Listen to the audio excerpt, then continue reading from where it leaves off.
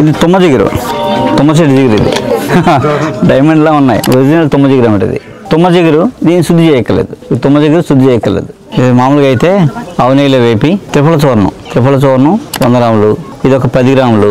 దీన్ని కొంచెం ఆవు నెయ్యిలో వేపేసి నీళ్ళు వేస్తే నానిపోద్ది. నానిపోయి గమ్ము జ్యూస్లో తయారవుద్ది. ఈ జ్యూస్ త్రిఫల చూర్ణం వేసి కలిపేసి మాత్ర చేసేయడమే. నూరేసి చేసి మాత్ర రోజు నైట్ ఒక ట్యాబ్లెట్ వేసుకుంటే మోకాల మధ్యలో గమ్ము ఫామ్ అవుతుంది, నొప్పులు తగ్గుతాయి, ఫ్రీ మోషన్ అవుతుంది.